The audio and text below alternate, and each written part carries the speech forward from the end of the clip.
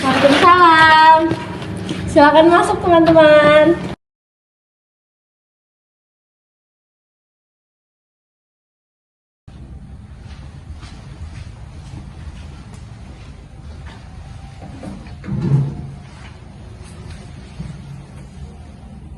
Loh, kok ada kamu?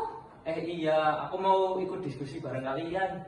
Oh yaudah deh, boleh. Kita bisa diskusi bareng-bareng. Oh ya, tadi di kelas Bu Honimah memberikan materi tentang teori produksi kan? Kalian udah paham belum? Belum semuanya paham semua sih.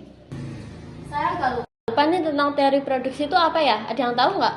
Seingat saya sih, teori produksi itu suatu proses mengubah input menjadi output untuk memenuhi kebutuhan manusia. Dalam teori produksi, kita mempelajari bagaimana itu efisiensi dan efektivitas bisa dipenuhi dalam proses tersebut. Jadi, sederhananya teori produksi menjelaskan bagaimana perusahaan menggunakan sumber daya untuk mementingkan barang atau jasa. Tapi saya belum paham nih tentang hukum produksi.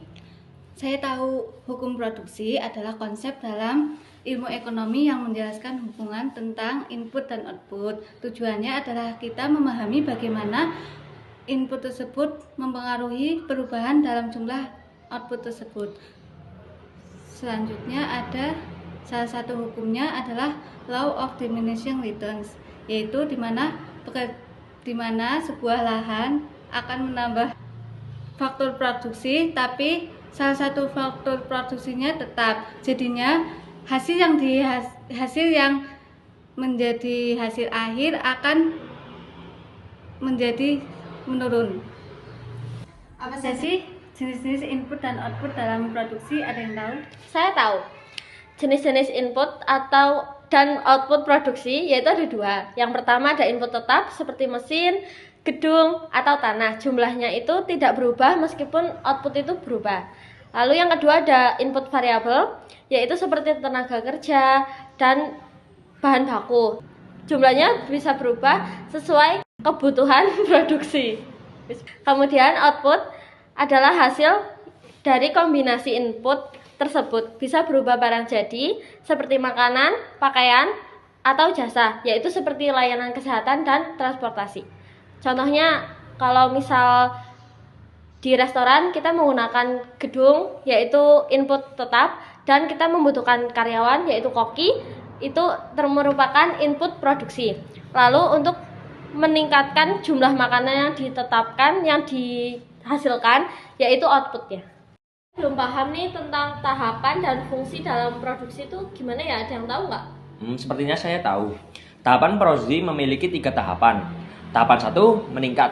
Setiap tambahan input menghasilkan output lebih besar. Yang kedua, efisiensi. Produksi optimal, tambahan input menghasilkan tambahan output tapi semakin kecil. Yang ketiga, negatif. Penambahan input malah menurunkan output.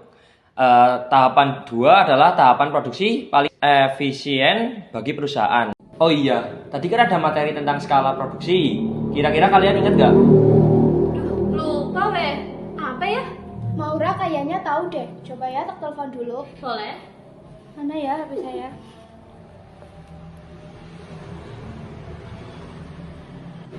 Halo Maura. Ada telepon. Halo?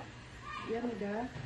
Kita ada materi yang belum paham nih. Kamu tahu nggak ya tentang materi skala produksi? Oh, kamu mau nanya tentang skala produksi. Oke, sebentar. Jadi, skala produksi itu selain jangka pendek, ada juga teori produksi jangka panjang, di mana semua input bisa berubah. Kita mengenal skala produksi yaitu yang pertama, insertion reduce to scale, yaitu output naik lebih dari input.